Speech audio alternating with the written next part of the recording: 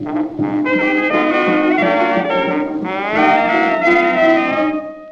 engineer, a businessman, an inventor, an industrialist, an innovator, a man with a vision. These are all words in which describe Henry Ford. In 1863, Henry Ford was born in an area called the Greenfield Township in Michigan to William and Mary Ford. Throughout Ford's childhood on a farm, he had a great curiosity for how mechanics worked. Henry loved tinkering with instruments. He would take toys apart and attempt to put them back together. Eventually, he had become very good at this skill. As a child, Henry disliked farm work and had a strong bond for finding how everything worked. On Ford's 15th birthday, he got a watch as a present. He took it apart and then put it back together again. When Henry was 16, he left the family farm for Detroit, Michigan, and found a job in a machine shop as an apprentice mechanic. As Ford's life moved on, he often visited home to help on the farm, but he also loved his busy work in Detroit. His job experience included working as a mechanic, operating and repairing steam engines, doing work in factories, as well as helping the family on the farm, some of the time fixing the family tractor. Henry Ford got his first majorly important job in 1899, called the Detroit Automobile Company, which only produced a few cars. Later in 1901, after the first company had failed, Ford had organized another company, called the Henry Ford Company, which then again failed a year later.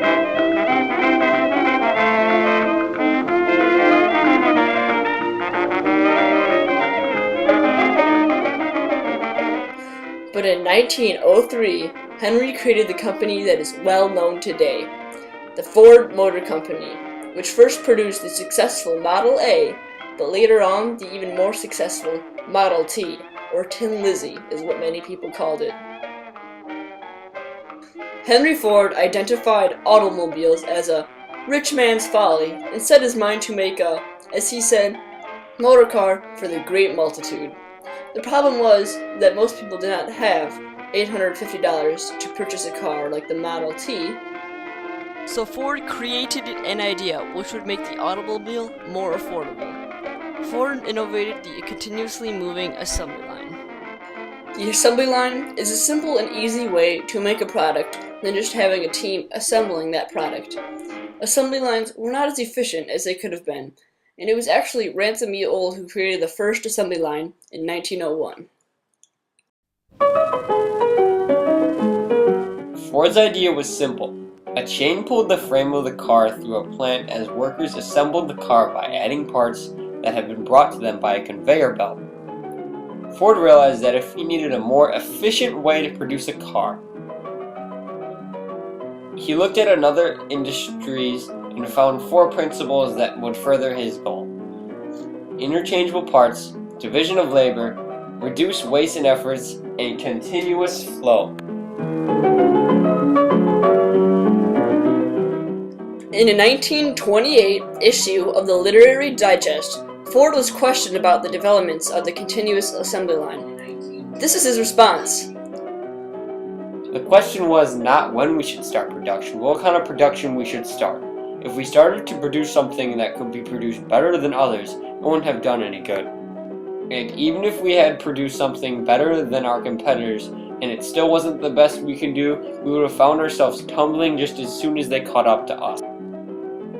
If a car is to serve its purpose, it must be low-priced, not cheap, but low-priced. If it isn't, you can't sell a lot of them. If you can't sell a lot of them, you can't manufacture them in the lowest cost. In order to set the lowest possible price, you must have the greatest possible production. And in order to assure the greatest possible production, you must set the lowest possible price.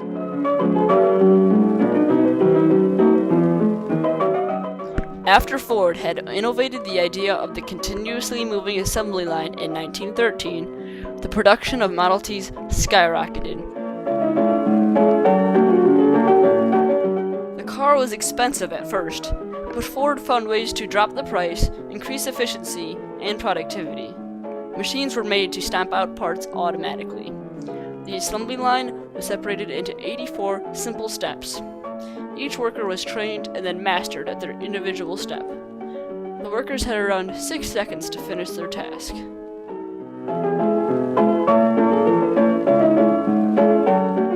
On January 5th, 1914, Henry Ford announced the news about the $5 day. It was where if you worked an 8-hour day, the pay would be $5, and that was a lot of money back then. It would be about $110.61 today. The workers were very happy with Ford and followed the requirements of working efficiently for 8 hours. Businessmen thought this was unprofessional and a ridiculous idea, but they were proved wrong because profits doubled from $30 million to $60 million in just 2 years. The payment of $5 a day for an 8-hour day was one of the finest cost-cutting moves we've ever made, Ford said. Another benefit about the $5 day was that Henry's workers would get paid for their hard work. Ford's notion was that his workers would also be potential customers. They soon proved him right by using their own earnings to buy their own Model T.